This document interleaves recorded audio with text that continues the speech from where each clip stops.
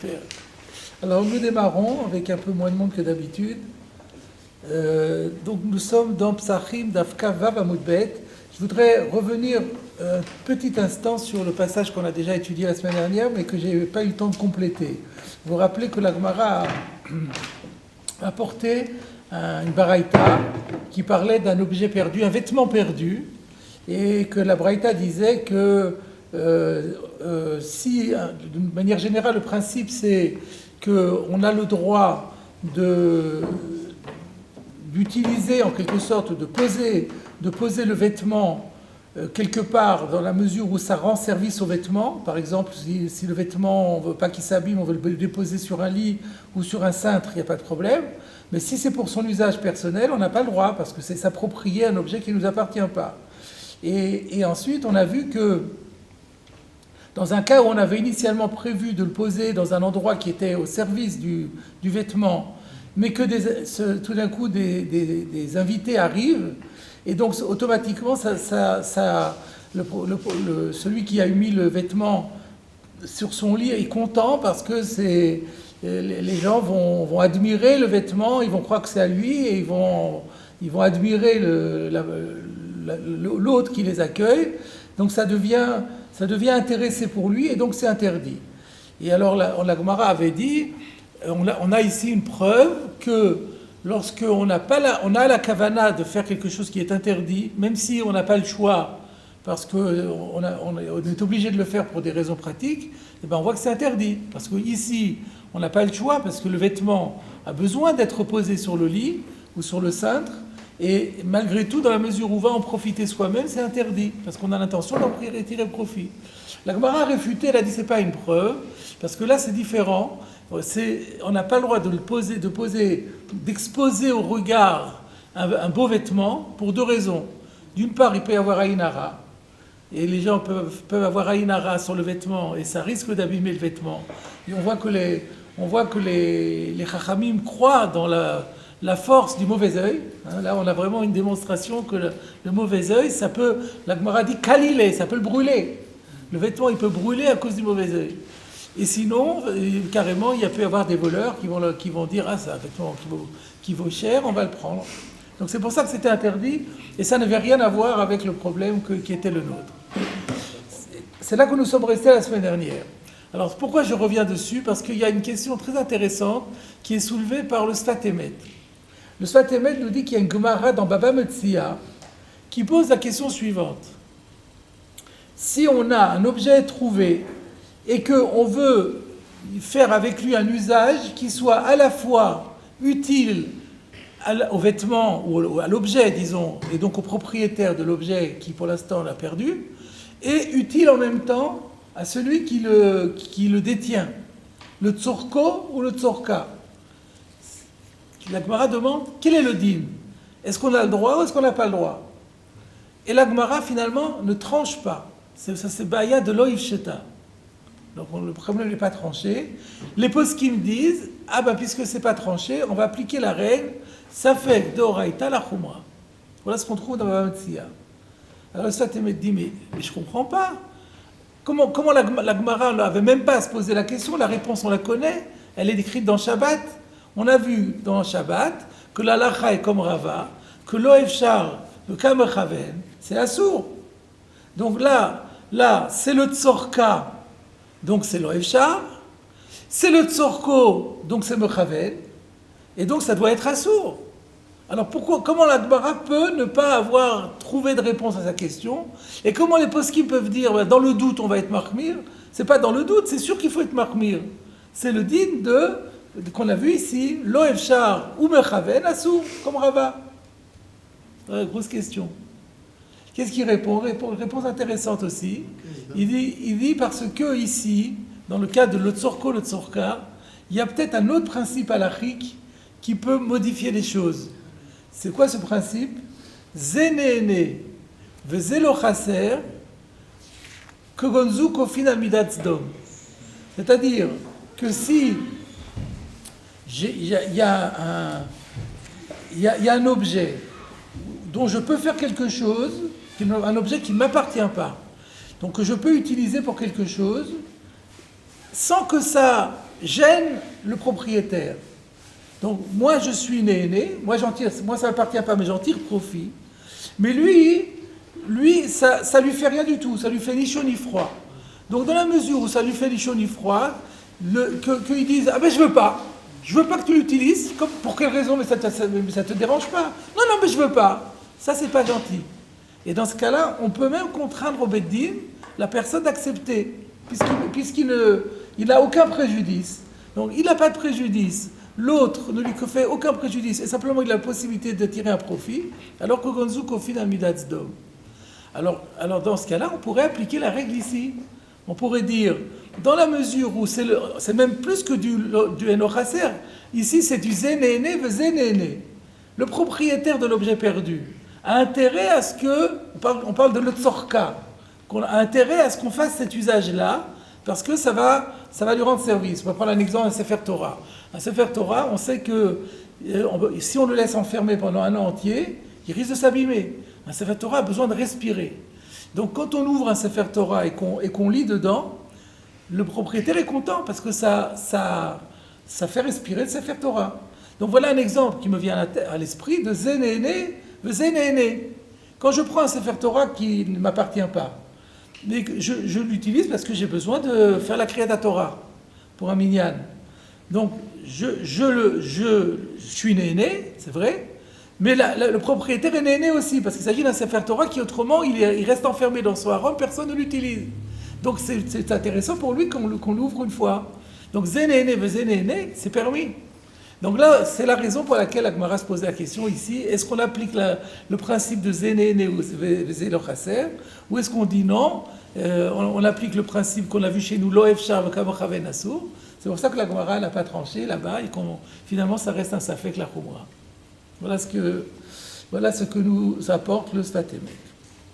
Maintenant, nous allons passer à la suite de l'Agmara. Nous arrivons véritablement à la fin de cette Sugya. C'est le dernier Tashma. Tashma, viens, écoute, je vais apporter une preuve. Une preuve à quoi? On verra à quoi, à qu'est-ce qu'on veut prouver. Donc ça, c'est une Mishnah. Vous avez dans la Masoret Hachas les sources. Donc c'est une Gemara qui est rapportée également dans Shabbat, par deux fois. Une fois dans le 2e chapitre, une fois dans le 3e chapitre. Et il y a, c'est tout au départ, c'est une Mishnah dans Kilaïm, Perektet Mishnah E, parce que c'est une loi qui concerne les Kilaïm, les mélanges de laine et de lin dans les vêtements. Alors qu'est-ce qu'elle nous enseigne cette Mishnah?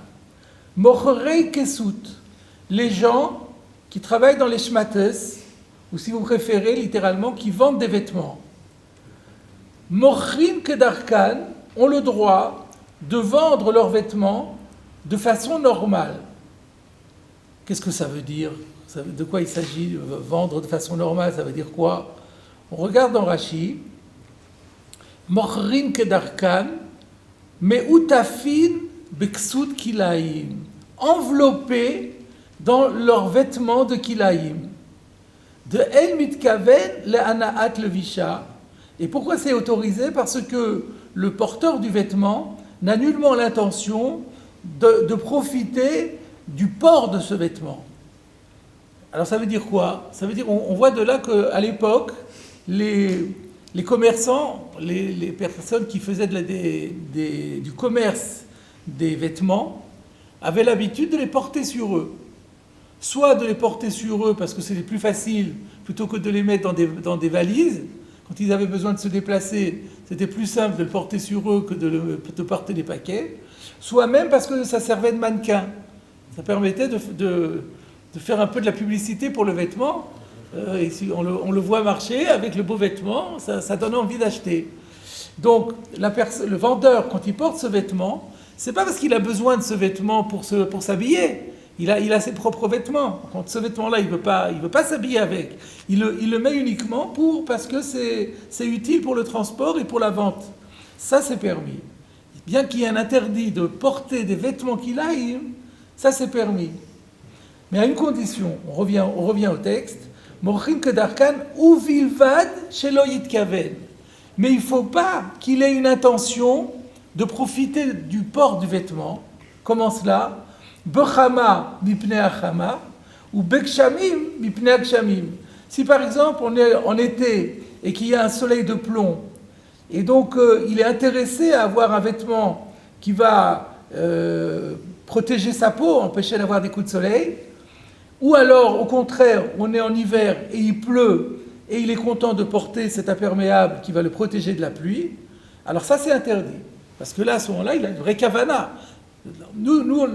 La permission qu'on a donnée, c'est parce qu'il ne pense nullement à profiter de ce vêtement comme d'un vêtement. Il a besoin de le porter ainsi parce que ça l'arrange pour d'autres raisons. Donc ça ne s'appelle pas profiter de l'habillement. Mais s'il a en plus, il joint l'utile à l'agréable, et il se dit, ah ben je vais en profiter, il pleut, ça tombe bien, alors donc je suis content. J'avais pensé mettre ce manteau, mais là ça tombe très bien parce qu'il pleut en plus, donc ça va aussi me protéger. Alors ça c'est interdit. V'atzenouin mafshilin lachorien bemakel. Ça c'est intéressant aussi. Mais toutefois, les personnes qui rentrent dans la catégorie des tzenouin, on va voir dans Rachid ce que ça veut dire. Littéralement, les tzenouin, tsanoua, c'est les gens qui font preuve d'une grande discrétion d'eux-mêmes, la tsniout. Mafshilin lachorem bemakel. Eux, ils s'interdisent, bien que ce soit autorisé par la halacha, ils font une khumra. Ils s'interdisent de porter le vêtement sur eux. Comment ils font? Mafshilin, ils le suspendent, lachorem, derrière leur dos, bemakel, à un bâton. C'est-à-dire, ils prennent un bâton, ils suspendent le vêtement sur ce bâton, et ils portent le bâton sur l'épaule, et donc le vêtement, il est derrière, il n'est pas porté par eux.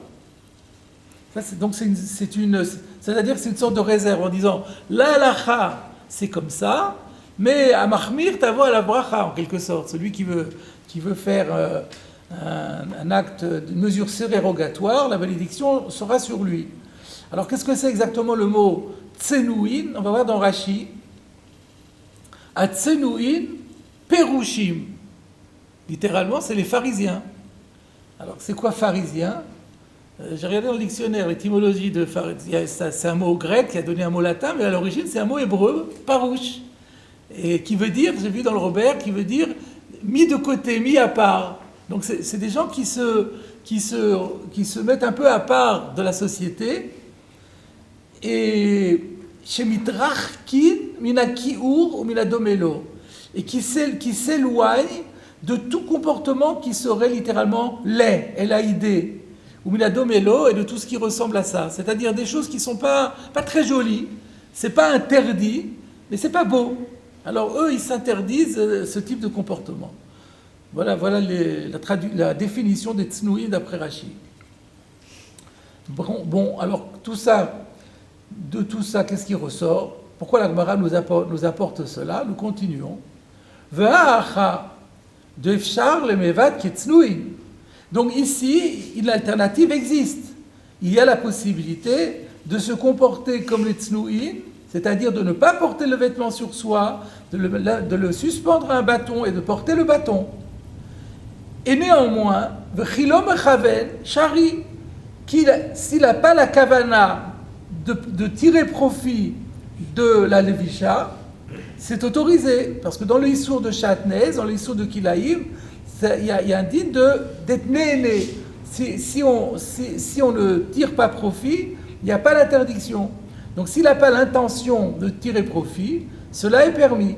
Donc qu'est-ce qu'on voit ici? Efshar velo mechaven. Tioufta, le man de Matnish Nakama de Rava.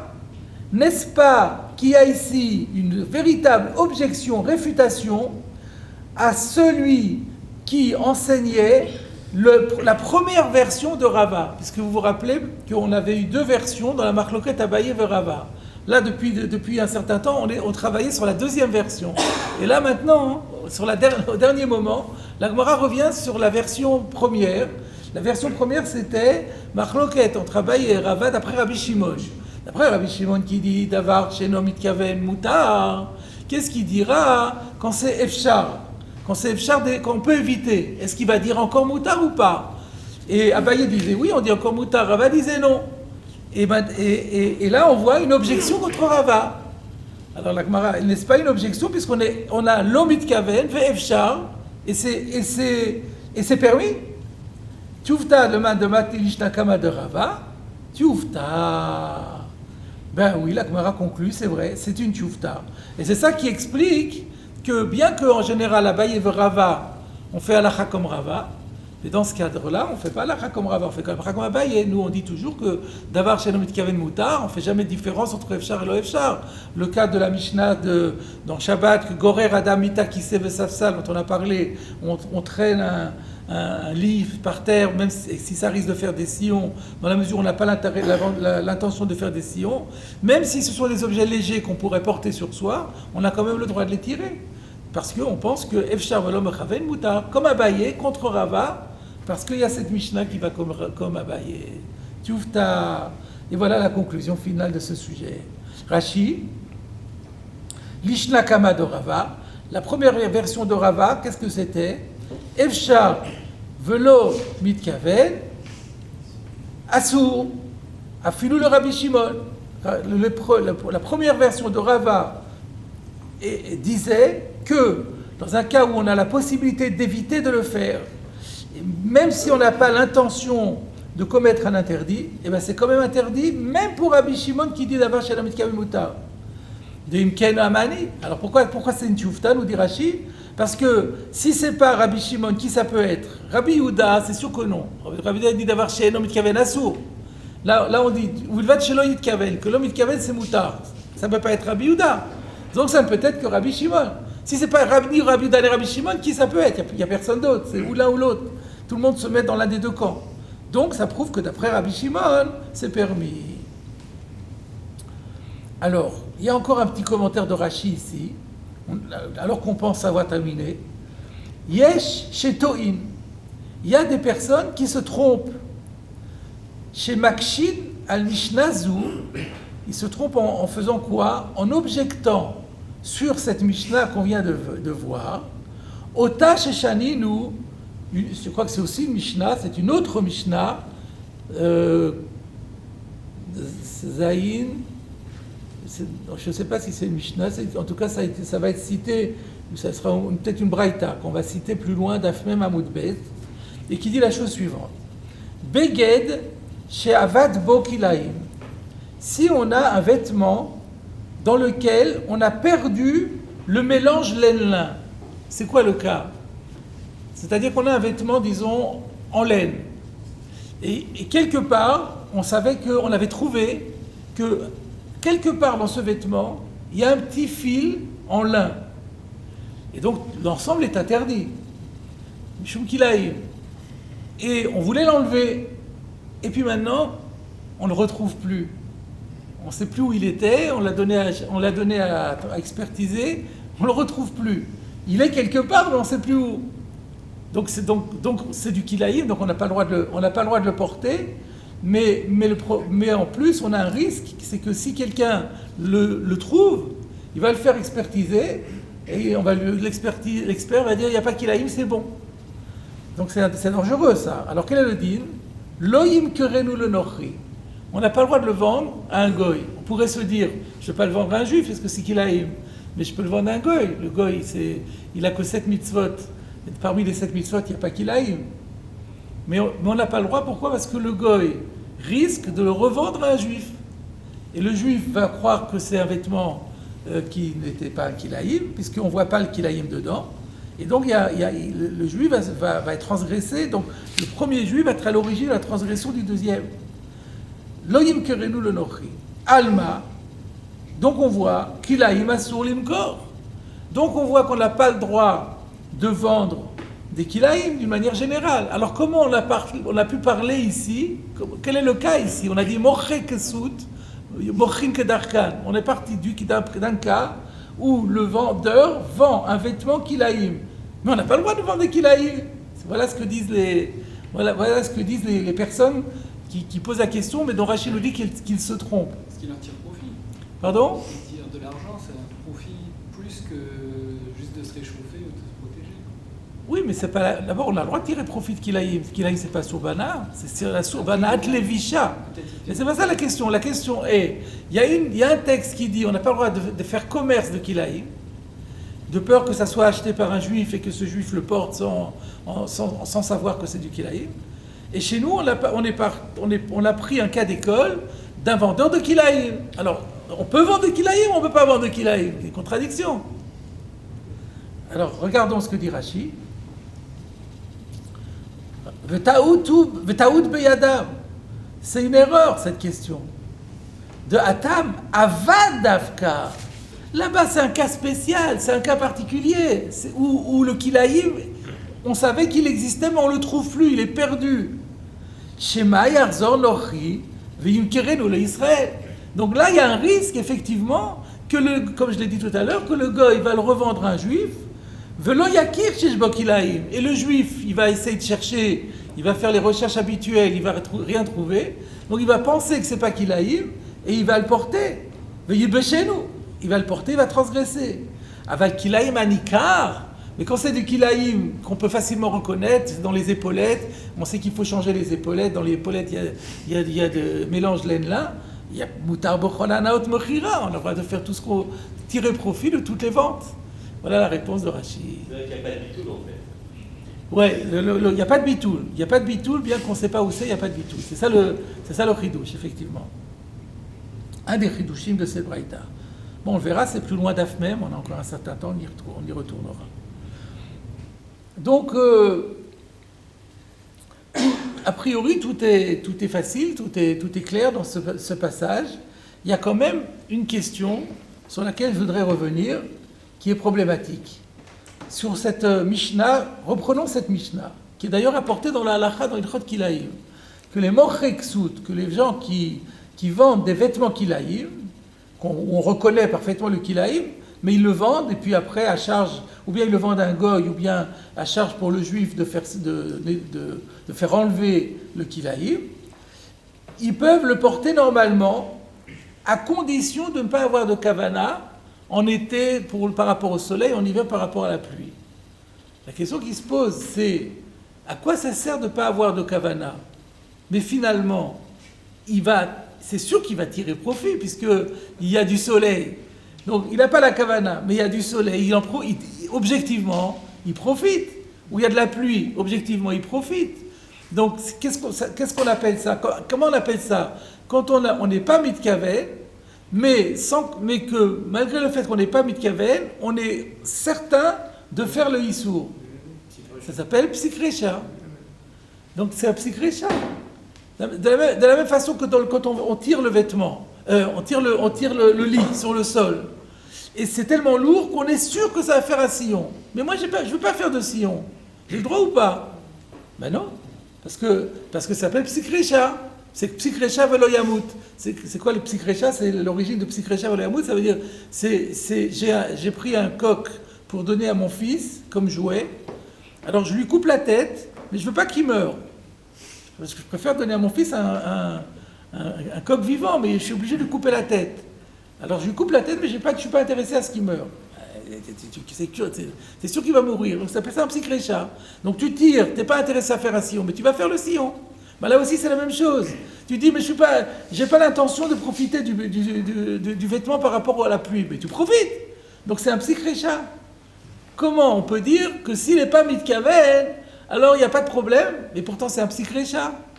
Voilà une question basique. Donc, vous ne pouvez pas faire l'économie de ces questions. Les odeurs des Ktoret et Beth Amikdash, c'était pareil. C'était un psikrecha, et tout le monde en profitait, mais ils disaient dans leur tête, non, je ne veux pas en profiter, je ne veux pas en tirer profit. Même s'ils le respiraient la ville. Là-bas, c'était dans le cas de... oui, lo efshar velo mechaven. C'est ça ce qu'on avait dit effectivement que le fait de ne pas profiter, parce que c'était dans un cas où c'était pas possible de faire autrement, et parce qu'il n'a pas de kavana, on a vu que c'était moutard. On avait posé la question, le Pléchot avait dit, mais où est-ce qu'on a vu ça? Alors il avait répondu, parce que c'est quelque chose où on est entièrement passif. Comme on est entièrement passif, on passe dans la rue, et puis ça nous vient, on est agressé par ça. Donc, mais là, c'est pas le cas. Là, il prend son vêtement, il est actif. Donc là, on retombe dans la définition habituelle. Voilà la question. Alors, il y a ici une réponse qui est proposée par le Ritva. Alors, c'est pas le Ritva qui la propose, le Ritva va réfuter, mais il cite quelqu'un qui dit comme ça. Yesh mi sheperash de Kedarkan. Quand on a dit Kedarkan, ça veut dire à l'aktefaim. Il ne met pas le vêtement, il n'enfile pas le vêtement avec les manches, les bras dans les manches, il les met sur les épaules. Ou comme on met une veste sur les épaules ou n'importe quel autre vêtement, il le met sur lui, sur les épaules, mais pas de manière normale de le porter. Qu'est-ce qu'on gagne avec ça? On va voir dans quelques instants, mais on met une petite pause. Regardez Rabbeinu Hananel.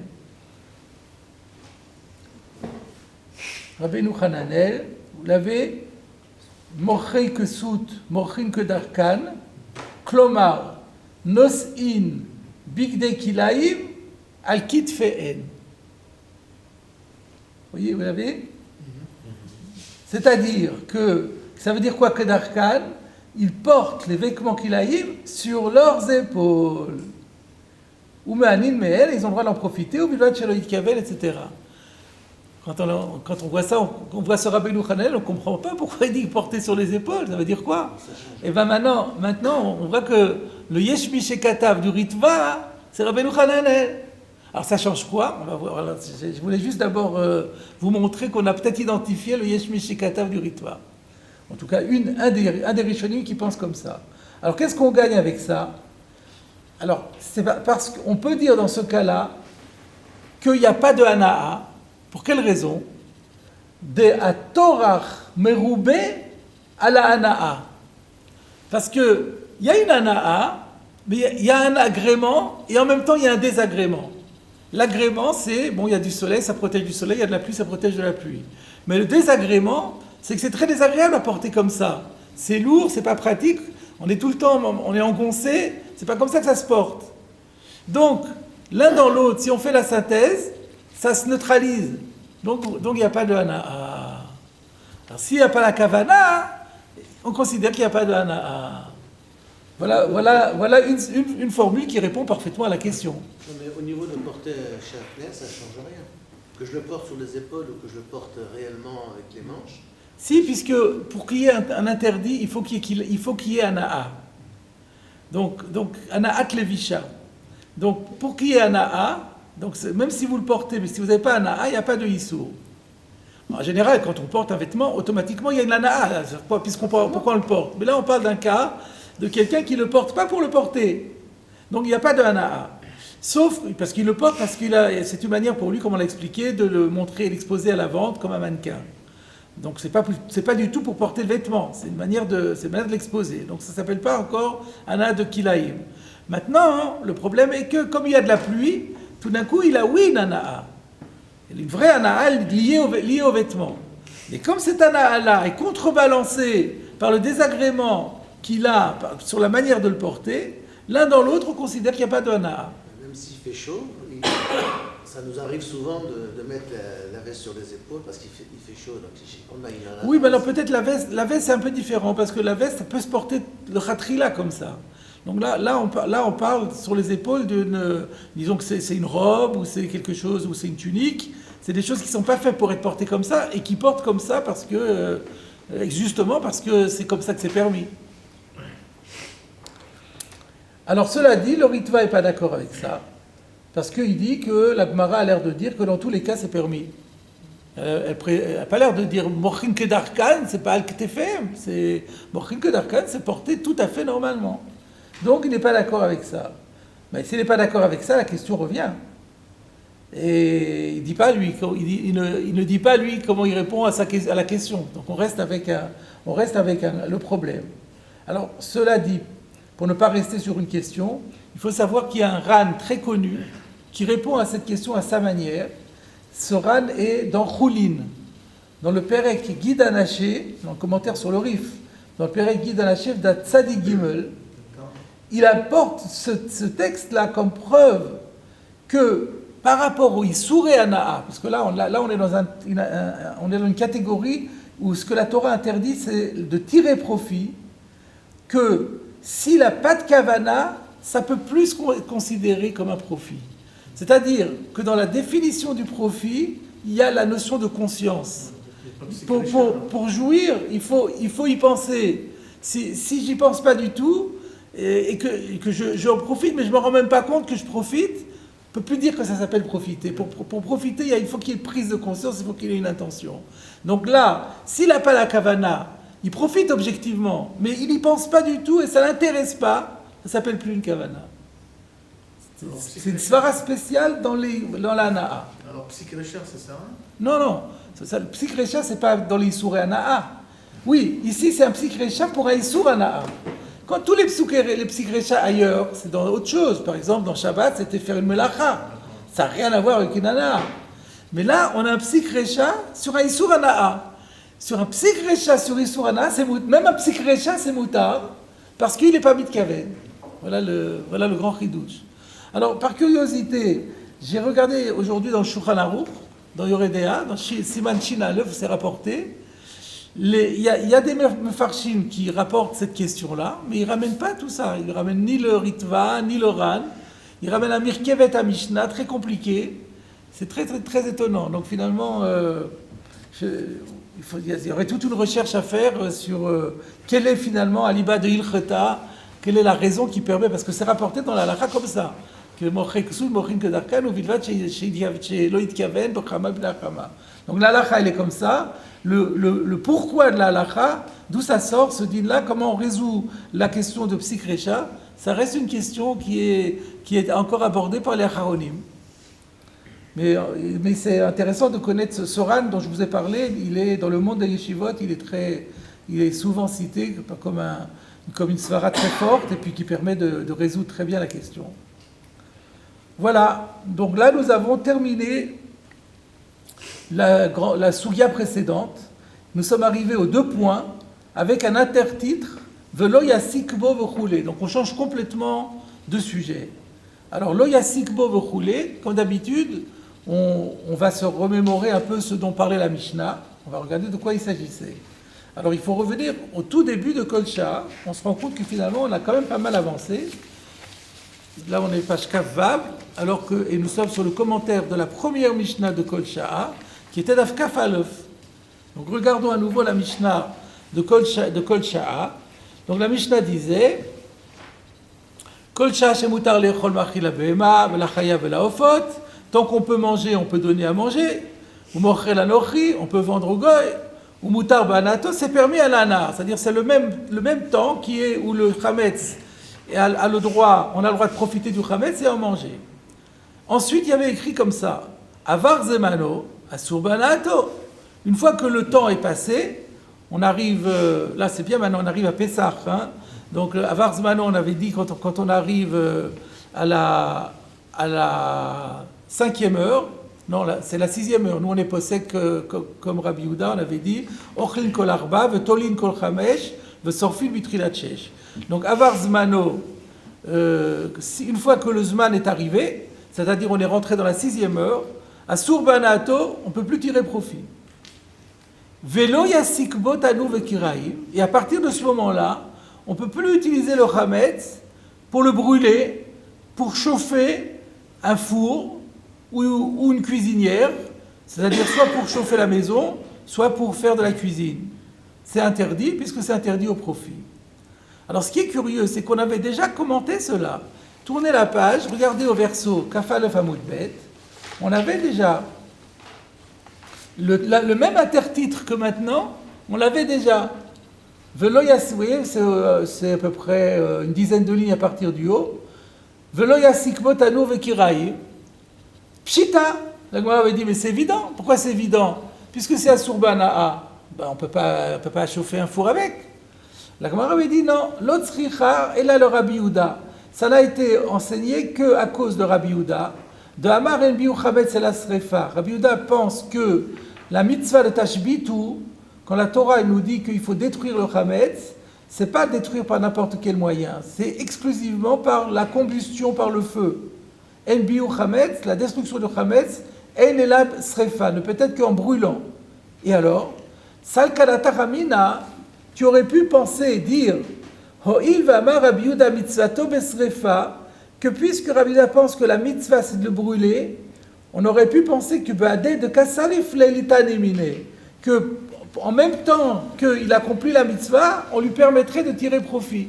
Donc on aurait pu dire, puisqu'il est en train maintenant d'accomplir la mitzvah, c'est pas grave s'il tire profit. Kamash Malan, ben non, c'est pas, tu fais la mitzvah, mais pour autant tu n'as pas tirer profit. Voilà donc ça a déjà été traité cette affaire-là, et on se demande maintenant pourquoi on revient dessus. C'est bizarre. Voilà ce que je voulais faire remarquer. Donc nous allons voir pourquoi on revient dessus. Donc on revient à Daf Kaf Vav Amud Bet, Velo Yasik Bo Vechule, et donc on ne chauffera pas, on n'allumera pas un four ou une cuisinière avec du chametz qui est à Sourban, une fois que le Zman de Issour Hana'a est arrivé. Tanu Rabanan. Alors en fait, on va se rendre compte que la Gemara ne parle pas du tout de chametz. Elle rapporte une braïta. Nos maîtres ont enseigné dans une braïta, c'est une braïta qui va être citée encore plus loin, beaucoup plus loin d'Afayin Hei. Tanour, un four, chez Isiko, qu'il a chauffé, ou chez Isikou, que l'on a chauffé, on peut dire comme ça ou comme ça, que l'on a chauffé, qu'on a allumé, de clipper orla, soit avec des écorces d'un fruit qui est orla. Je rappelle que orla, c'est un fruit qui pousse sur un arbre dans les 3 premières années de sa plantation et qui sont donc de ce fait interdits à la jouissance au profit. C'est ce qu'on appelle orla, en Parashat Kedoshim. Ou bekashin shel kilei hakerem, ou alors autre cas, de la paille qui provient d'un mélange de blé avec la vigne et qui est aussi interdit au profit. Donc le cas d'école, le cas de la braïta, c'est on a utilisé un Issour Hana'a pour chauffer un four et cuire dans le four. Rashi, on peut se poser la question, pourquoi on a pris ces 2 exemples-là, alors qu'il y a une quantité d'autres Issour Hana'a? Pourquoi juste ça? Rashi nous dit, Beklipe orla, klipe egozim verimonim. Ce sont par exemple, Rashi prend des exemples d'écorces qui peuvent être utilisées comme combustible. Donc, par exemple, des écorces de noix, ou alors des écorces de grenade. Chez Afhem Bichlal Peri. Alors, qu'est-ce qu'il veut dire Rashi? Ils sont sous-entendus, les écorces aussi sont interdites au profit parce qu'elles sont incluses dans la catégorie fruits. Vassouri Mishum Orla, et de ce fait interdit au titre de Orla. Qu'est-ce que Rashi veut dire? Rashi veut dire que le Issour Orla ne concerne que le fruit. Les feuilles, les branches de cet arbre pendant les 3 premières années, il n'est pas Sourbana. Il n'y a que le fruit. Donc Rashi se pose la question, mais l'écorce, elle ne se mange pas. On ne devrait pas la considérer comme un fruit. Donc on devrait la considérer comme une feuille. Donc elle devrait être permise au profit. Rashi dit non. L'écorce du fruit est considérée comme le fruit. On peut se poser la question, mais d'où ça sort? Alors en vérité, il y a une Gemara là-dessus. La Gemara dit que c'est une dracha. Dirtiv, parce qu'il est écrit dans Parashat Kedoshim, Va'araltem orlato et pirio. Vous considérez comme interdit, comme hors la loi, le fruit. Mais on aurait pu dire Va'araltem orlato pirio. Pourquoi et? Donc le et étant trop, et atafel le pirio. Ça vient inclure ce qui est subordonné ou subalterne par rapport aux fruits. Dainu shomer pri, c'est-à-dire ce qui joue le rôle de protecteur du fruit, c'est-à-dire l'écorce. C'est la Gemara et dans Brachot d'Aflamen Vav Amud Bet, et j'aurais pu vous montrer le Ran ici, le rapporte. Donc il explicite la pensée de Rashi. Donc ça c'est concernant la orla. Alors là vous allez me dire, mais dans Kilei Hakerem, la paille elle ne se mange pas. Alors Rashi nous dit, on continue, V'chen kashin shel Kilei Hakerem akol asur. De la même manière, dans le mélange de la vigne avec le blé, alors là, tout est interdit. Pourquoi? de Bekilaïm, l'octive prix. Dans l'interdit de Kilaïm, de Kilé Akerem, on ne trouve pas le mot prix. Dans Orla, on trouve le mot prix. Donc n'est interdit que ce qui est le prix ou assimilé. Donc l'écorce du prix. Mais dans Kilé Akerem, tout le végétal, quel qu'il soit comestible ou pas comestible, ça ne change rien, il est toujours assourd. Donc on a pris ces deux exemples de choses qui sont assourd, be'ana'a. Et donc,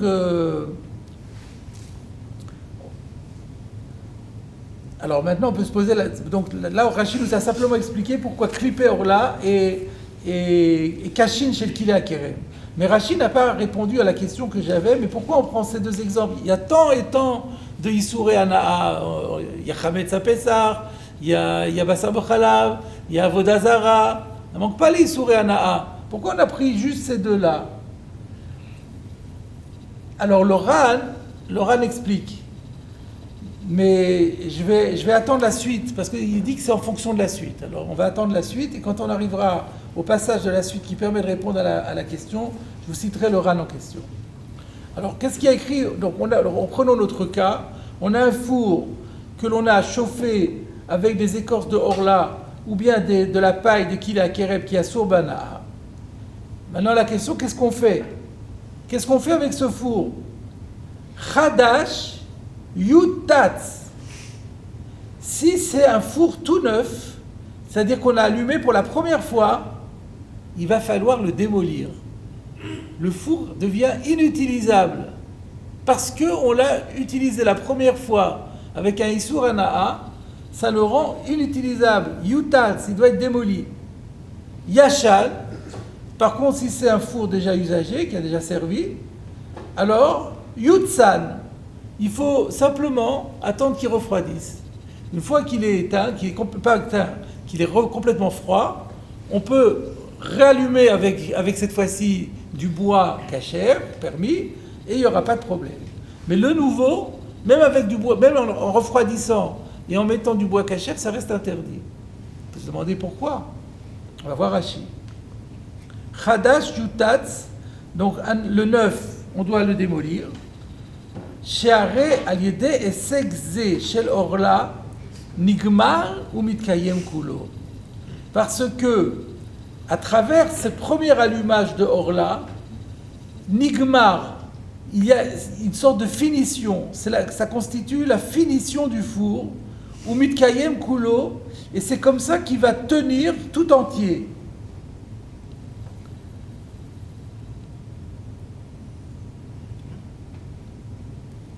Ça veut dire quoi? Ça veut dire que les fours dont on parle ici, c'est des fours d'argile.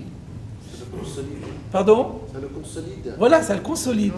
C'est-à-dire le four d'argile, pour être consolidé, au début, il est très fragile. C'est comme une assiette de faïence. Une fois qu'on l'a chauffé, alors il est durci et il devient maintenant en état de marche. Et donc quoi?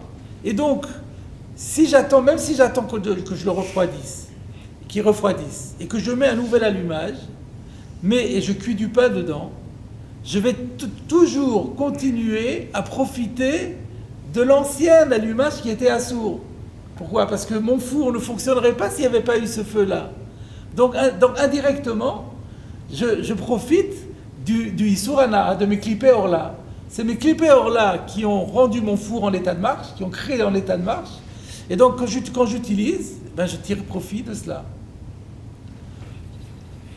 Le Satémet demande pourquoi on dit Yutatz qu'on démolise. On devrait dire Assour les fautes bon, on n'a pas le droit de s'en servir. Bon, moi je peux dire la question n'est pas très forte parce que c'est une manière de dire la même chose. Au lieu de dire on n'a pas le droit de s'en servir, au lieu de dire Assour les fautes, on ne peut plus cuire dedans jamais, on dit on le démolit. Je ne sens pas que la question soit extraordinaire. Mais j'ai pensé à quelque chose. C'est que peut-être il y a un chidouche en plus. C'est qu'on a voulu nous dire qu'il est à Sourbana'a et que j'ai pas le droit de le vendre, par exemple. Il faut le démolir. Je peux même pas le vendre. Un goy, par exemple, en disant je le vendrai à un goy. Parce que c'est pareil. Parce que le goy, il va payer le prix d'un four en bon état, en état de marche. Or, l'état de marche, c'est grâce au premier feu. Donc, pour pouvoir le vendre, on pourrait trouver une solution, ça existe, qu'il le vend chutz midme ana'a chez la etzim. Il pourrait, en disant, je te vends le four, mais je te soustrais le prix qu'il faudrait pour le chauffer la première fois, pour le consolider. Alors donc, pour nous sous-entendre qu'on n'a pas le droit de tirer profit du four netto, on a mis yutat. Ça peut être voilà, une proposition personnelle pour justifier le mot yutat. Mais même la question, elle n'est pas très forte, parce qu'on peut dire, bon, au lieu de dire on ne peut pas s'en servir, on ne peut pas cuire avec, et ben on dit on le démolit. Voilà, c'est plus clair. Alors, ça c'était le neuf. Donc on a compris pourquoi le neuf, on doit le démolir, parce que même si on attend qu'il refroidisse, mais on finira toujours par profiter de l'ancien allumage qui était interdit, parce que c'est cet allumage-là qui a, une fois pour toutes, consacré la force, la capacité de ce four de fonctionner. Yashan, maintenant prenons la deuxième partie. Si c'est un four vieux, littéralement, c'est-à-dire usagé, she'en esegzemo illo, c'est-à-dire qu'en d'autres termes, le fait l'avoir allumé n'a aucun impact sur le four en tant que tel. Une fois que le four a été consolidé par le premier allumage, après tous les autres allumages n'ont aucun effet sur lui. Donc c'est pour ça qu'il dit al-yudé esegze she'en esegze mo illo. Ça n'a aucun effet pour lui. Et là, chez Ophébot, Pat, le seul effet qu'aurait ce deuxième allumage, ou ce troisième allumage, c'est que ça permet de cuire du pain. Alors, on va dire Yutsan. Alors, il faut refroidir. C'est-à-dire, on ne peut pas utiliser, maintenant, quand il est très très chaud, je peux dire, je mets mon pain dedans, mets ma pâte à l'intérieur. Ça, je n'ai pas le droit de faire. Pourquoi? Chez l'Oyofebo, Pat, ben, c'est Yutsan. Pourquoi il faut attendre qu'il refroidisse? C'est une manière de dire qu'il n'a pas le droit de cuire du pain en exploitant cet allumage-là. S'il veut cuire du pain dans ce four, il doit attendre que le four refroidisse. Une fois que le four a refroidi, ça devient un four qui est entièrement permis, parce que l'allumage précédent qui était interdit a disparu. Le four en lui-même, il a été construit de façon permise. Maintenant, je vais mettre du combustible permis pour cuire mon pain. Ben, tout est permis, il n'y a aucun problème. Mais si je l'utilisais quand il est encore chaud, alors là, je profite de l'allumage fait avec du Issour Hana'a, et donc je vais avoir du Issour Hana'a dans mon pain. Et c'est d'ailleurs la suite du passage. La Braïta continue et dit Afabo et Tapak, qu'est-ce qui va se passer s'il n'a pas respecté cette règle et qu'il a cuit le pain avec avec cet allumage interdit? Alors c'est dans Khadash ou dans Yashan? Apparemment c'est dans les deux. Parce que dans les deux cas, il va profiter d'un allumage qui était interdit. Rashi nous dit Afabo pat behesegze, il a cuit le pain en profitant de cet allumage. Les kaman mukela keshe avuka kenegdo.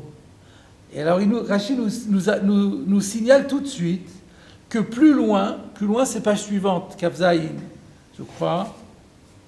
C'est écrit oui, c'est ça, dans la Soret Hachas. Plus loin, la Gemara expliquera ou établira ce cas de Afabo et Tapat que chez Avuka Kenegdo, lorsque la flamme est face au pain, c'est-à-dire que ça brûle, que le bois, ou pas le bois, puisqu'on parle de clippé orla, les clippé orla n'ont pas cessé de brûler. Elles sont encore incandescentes au moment où il a rentré le pain. Chez Kol Sha'a, plus encore, il faut que Kol Sha'a Shaitapat Betanour Hayadolek Ha'ur Veofeu. C'est-à-dire que ce qu'on va voir ici, parce qu'on va voir qu'il y a une chita qui interdit le pain, que la Gemara dira plus tard que pour interdire le pain, il faut que le Issour Hana'a, tel que les clippés orla, était présent et brûlant c'est-à-dire incandescent, tant que le pain était là. Chez Kol Sha'a, pendant tout le temps où le pain se trouvait dans le four, Hayadole Kaour, le feu continue à brûler, Veofeu et continue à le cuire. Shaya Minene Mina Issour, de sorte que il a tiré profit du Issour, Besha'a Shea Issour Be'en, lorsque le Issour est encore intact. C'est pareil. Pardon? Le réar, c'est pas. Non, on ne parle pas du réar, c'est pas une question de réar ici, c'est une question de chauffage. La question, c'est le chauffage. Mais moi, j'avais présenté au départ en disant, parce qu'on l'a dit Yutsan, il faut attendre qu'il refroidisse. Donc, moi j'ai compris, donc c'est quoi le cas? On a sorti tout de suite les braises incandescentes, mais c'est encore très chaud, et il faut attendre que ça refroidisse. Ça, c'est probablement le din de Yutsan, le Khatrila, c'est comme ça.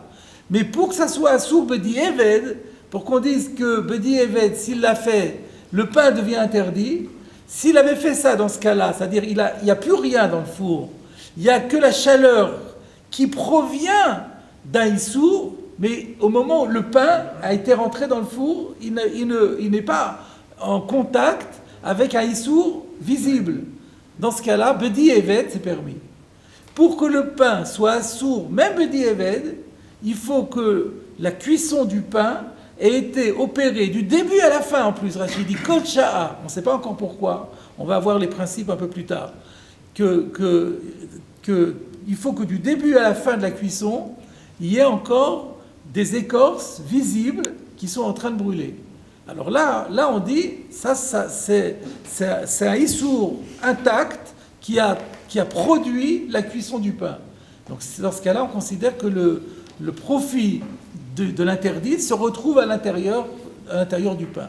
Mais s'il ne restait plus rien, il restait que la conséquence, c'est déjà trop loin, et donc on dit il va tirer profit indirect, mais pas direct. Et tirer profit indirect, semble-t-il, c'est déjà permis. Voilà ce que nous verrons plus tard, Rashi nous le dit. Alors on revient à la Braïta. En fait, c'est encore un peu plus compliqué que ça, parce que ce n'est pas tout le monde qui est d'accord. Donc, Afabo. Donc, a priori, il y a deux parties dans cette braïta. Je dis a priori parce que ça ne va peut-être pas rester comme la conclusion. Il y a la première partie où il semblerait qu'il y ait un consensus, que lorsque on a allumé un four avec un feu interdit, neuf ou vieux, le neuf doit être démoli, le vieux, il faut attendre que ça refroidisse. Ça, c'est le khatrila d'après tout le monde. Maintenant, Bedi Avad, si on a cuit le pain avec, dans le four, présent encore de Issour Hana'a en flamme, Rabbi Omer Apat Asura. Rabbi dit, le pain est interdit. Pourquoi? Parce que le pain a tiré profit du Issour. Et si je mange le pain, eh bien je tire profit de ce Issour. Mais les Chachamim ne sont pas de cet avis. Les Chachamim disent non, le pain il est permis, malgré tout.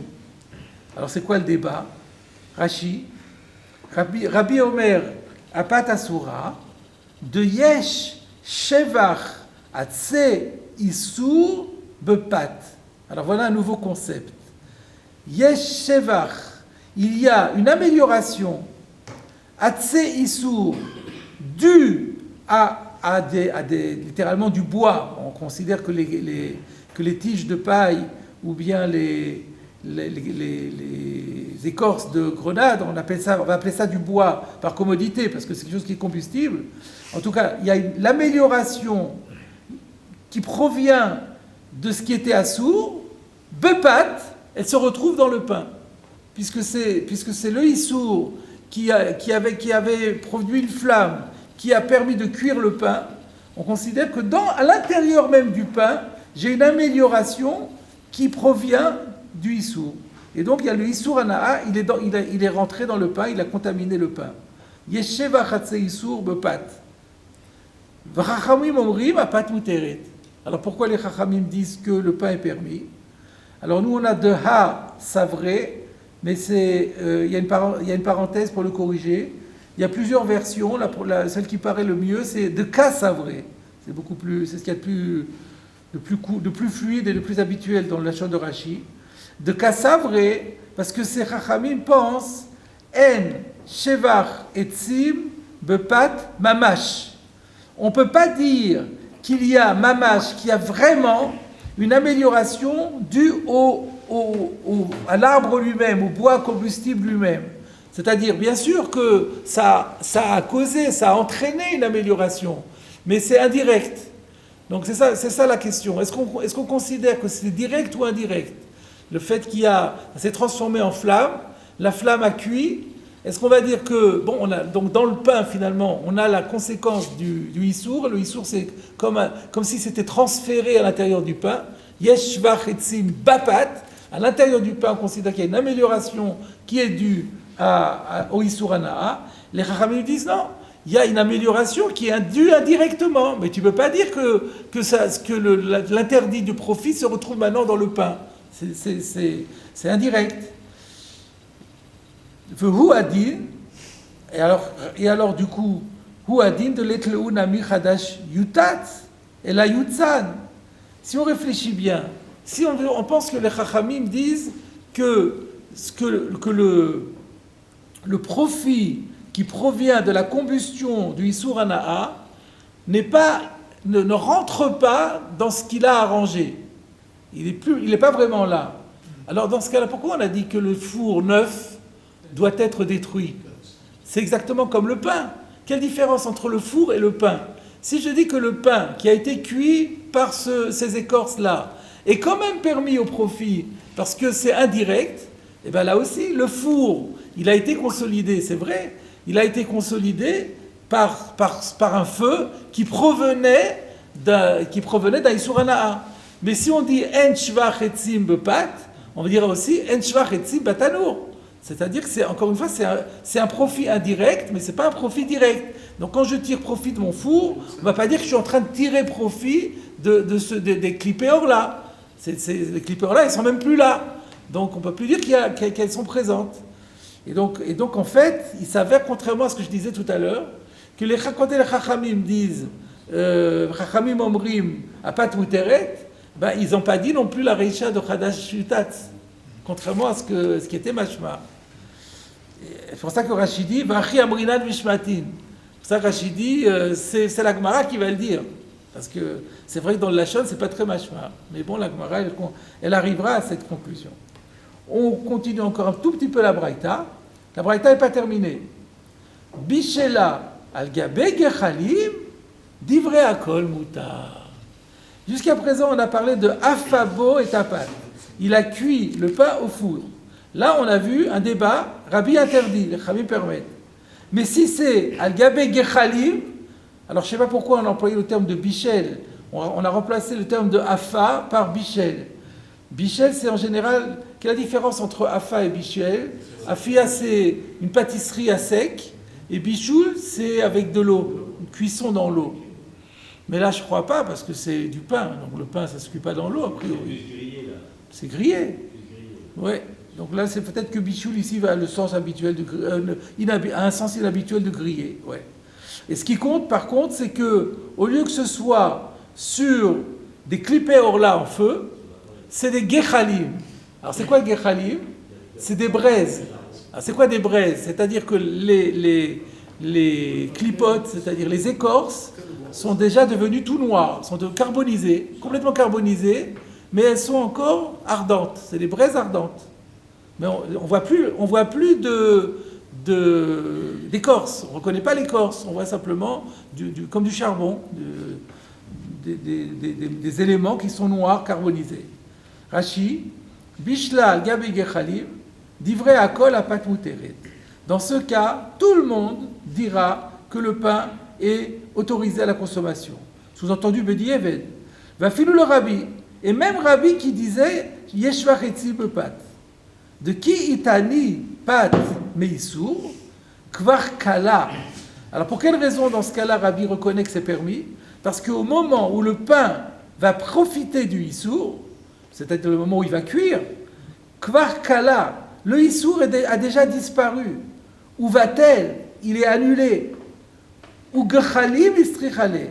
Et donc on a eu besoin, en vérité, si on aurait pu trouver un autre cas où c'était permis, mais on a eu besoin de parler spécifiquement du cas des braises, de l'otema, pour que tu ne dises pas, akati isura be'ene, que lorsque c'est sous forme de braise, on considère que le issour est encore présent. Mais alors, à plus forte raison, si le four a été vidé de ses braises et qu'il n'y a plus de flamme, évidemment que c'est permis aussi. C'est-à-dire, Rachid dit, attendez, quand on a dit Al-Gabeg Khalim, que c'est moutard d'après tout le monde, c'est pas pour exclure le cas où le tanour est vide. Si le tanour est vide, c'est encore plus fort, que c'est encore plus évident que le pain sera permis, parce qu'il y a plus au moment où le pain profite, au moment où le pain cuit, il n'y a plus de issour devant nous. Mais on a eu besoin de spécifier ça pour le cas des braises, parce que les braises sont présentes. On aurait pu dire, bon, quand les braises sont présentes, le issour est encore présent. Et là, il y a un chidouche, qu'on fait une différence entre clippé qui donne des chalevettes, des écorces qui sont encore visibles et qui produisent une flamme, et le moment où ça a été transformé, un moment donc ultérieur de la combustion de ces écorces, où là c'est devenu sous forme de braise, et quand c'est des braises, on considère que le issour a disparu. C'est comme si le four était vide. Et dans ce cas-là, on dit, il n'y a plus, là, il y a enshvach etzim bepat. Là, c'est vraiment indirect. Là, même Rabbi reconnaîtra que le issour n'est pas là. Au moment où le pain profite, il profite d'une conséquence de ce qu'a fait le issour, mais le issour n'est plus présent. Pour dire que le issour, ana'a du issour est transféré dans le pain, il faut qu'il y ait une présence concomitante des deux. Voilà ce qui ressort d'ici.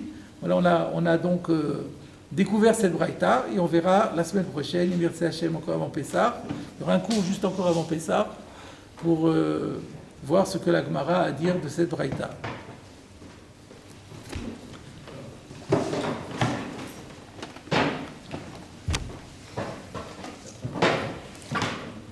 Je sais pas s'ils nous ont arrêté. Donc comme je le craignais, on n'a pas mis un ce soir. Ça, vous voulez poser, c'est que le psamim, c'est pas un Issour Be'en, c'est pas Be'en, c'est comme dire. La chaleur, elle est pas Be'en. Si, on avait parlé de ça, on avait dit que dans les psamim sont présents, on les voit les psamim, et on avait dit que